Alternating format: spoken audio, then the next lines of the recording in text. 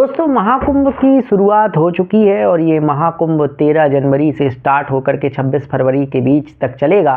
और इस महाकुंभ में बहुत सारे साधु संतों का आगमन हो चुका है।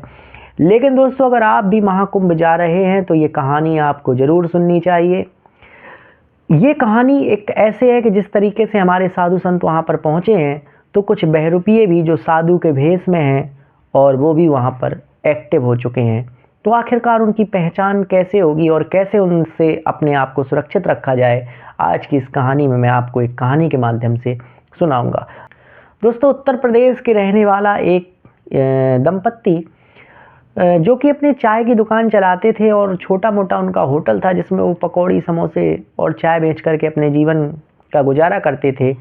उन्हें पता चला कि इलाहाबाद में कुंभ लगने वाला है और बहुत से साधु संत महात्मा और श्रद्धालु उस मेले में आएंगे।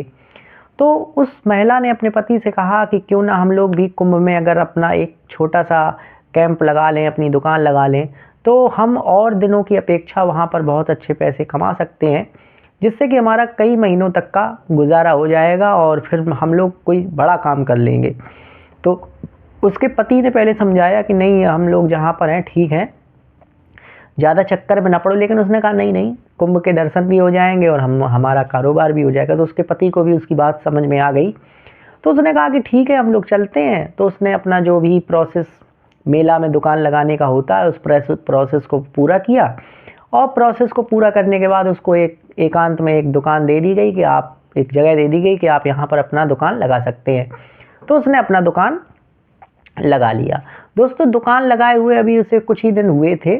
एक दिन उसकी पत्नी चली जाती है किसी काम से मेला वेला देखने और वो अकेला था उस दुकान पर।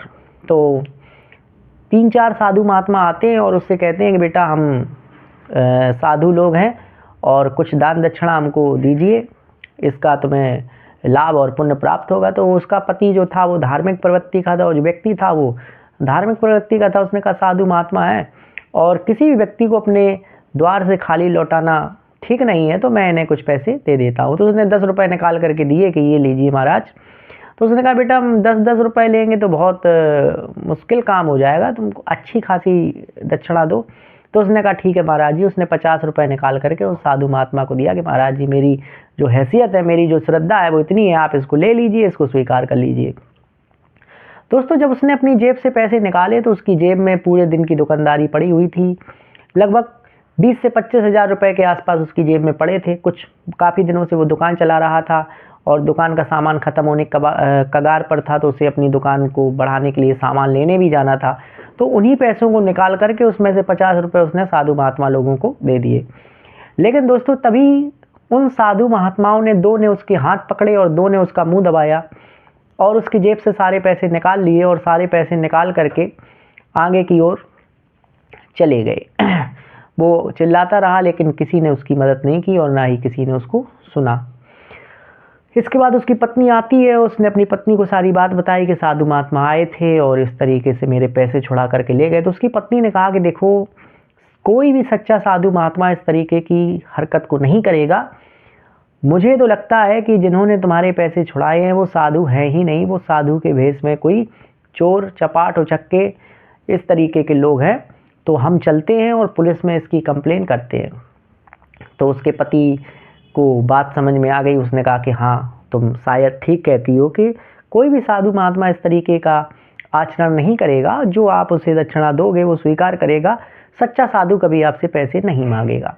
तो दोस्तों पुलिस के पास जाते हैं, पुलिस को अपनी बात बताते हैं। पुलिस कहती है कि भाई इतनी भीड़ में हम तुम्हारे रुपए लेने वाले साधुओं को कहाँ ढूंढेंगे, इन लाखों साधुओं में मैं किसको ढूंढूंगा। अगर मैं किसी साधु पर हाथ डालता भी हूँ तो हमें दिक्कत आ जाएगी, जनता मुझ पर भड़क जाएगी कि हम साधुओं का अपमान करते हैं। तो ऐसे में आपको सतर्क और सुरक्षित रहना चाहिए। चलिए फ़िलहाल आप आगे से सतर्क रहिएगा।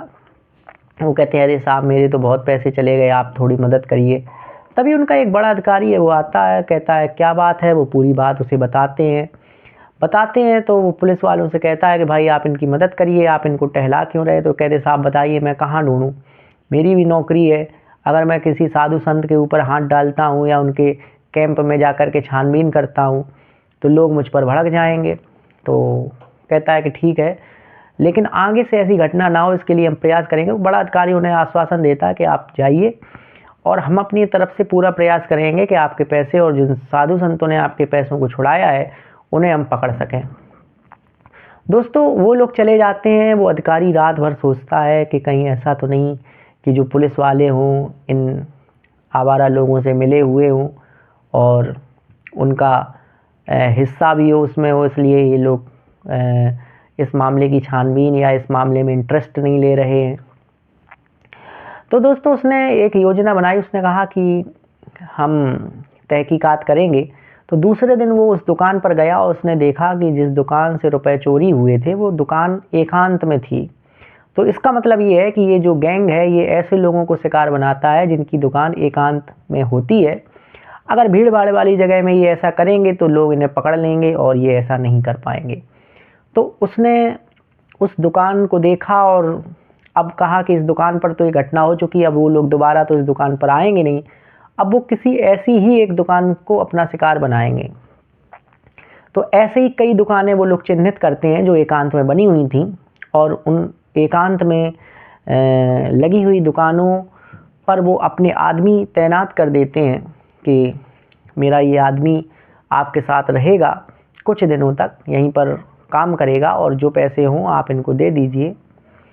और बताते हैं कि भाई हम कुछ अपना एक काम कर रहे हैं, कोई मिशन कर रहे हैं जो गुप्त है और हमें खबर है कि यहाँ पर आतंकवादी छुपे हो सकते हैं। तो दुकानदार भी मान जाते हैं कि हाँ भाई साहब आप अपना एक आदमी रख दीजिए। बड़ा अधिकारी कहता है तो लोग उसकी बात मानते हैं और इस तरीके से कई दुकानों को चिन्हित करके अपने आदमी बिठा दिए जाते हैं। दोस्तों एक दिन ये देखते हैं कि 4 साधु महात्मा आए और आते ही उनसे दक्षिणा के रूप में कुछ पैसे मांगने लगे एक दुकान पर। तो जैसे ही दक्षिणा के रूप में पैसे मांगे तो उसने पैसे देने से इनकार कर दिया कि महाराज जी आप जाइए, अभी हमारा व्यापार चला नहीं है तो मैं आपको दक्षिणा देने में असमर्थ हूँ। तो वो कहते हैं कि नहीं बच्चा तुम्हें दक्षिणा तो देनी पड़ेगी। और इसके बाद दोस्तों जब वो दक्षिणा निकालने के लिए पैसे निकालता है तो पैसे निकाल करके जैसे ही देता है तो वो साधु देख लेते हैं कि इसके पास बहुत पैसे हैं और 2 साधु उसको पकड़ लेते हैं और 2 साधु उसके जेब से पैसे निकाल लेते हैं।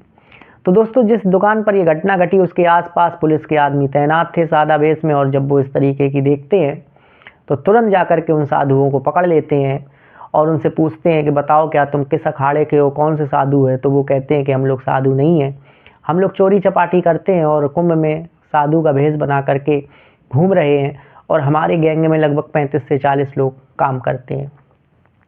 तो इस तरीके से दोस्तों इस घटना का खुलासा होता है और जब ये बात उन दंपत्ति को पता चलती है जिनके पैसे छुड़ाए गए थे, जिन्होंने कंप्लेन की थी, तो उनमें खुशी की लहर ढूंढती है और वो आते हैं और आकर के पहचान लेते हैं कि ये वही साधु हैं जिन्होंने मेरे पैसे छुड़ाए थे। तो दोस्तों इसके बाद उन पर कार्रवाई होती है और पुलिस वालों को भी हिदायत दी जाती है कि आप भी इस तरीके की जो घटनाएं हो रही हैं इन पर नज़र बनाए रखें और किसी भी तरीके से यात्रियों और दुकानदारों को कोई दिक्कत नहीं होनी चाहिए। तो दोस्तों इस कहानी को सुनाने का उद्देश्य हमारा ये था कि एक सच्ची कहानी है। इस कहानी को सुनाने का उद्देश्य केवल ये था कि आप भी अगर कुंभ मेले में जा रहे हैं तो जो व्यक्ति आपसे भीख या कुछ भी मांगे तो आप मांगने वाले व्यक्ति को कभी भी कुछ भी मत दीजिए। आप किसी सच्चे साधु संत को दीजिए और सच्चा साधु संत वही है जो आपसे कुछ भी ना मांगे। तो अगर आप जा रहे हैं तो अपना माइंड मेकअप करके जाइए। ये कहानी जो मैंने आपको सुनाई है आपको बहुत बड़े स्कैम से बचा सकती है। आपको जो चोर लुटेरे हैं जो गिरोह बना करके घूम रहे हैं उनके गिरोह से बचा सकती है। तो इस कहानी को सुनाने का उद्देश्य हमारा यही था। दिल की गहराइयों से आपका बहुत बहुत धन्यवाद। नमस्कार।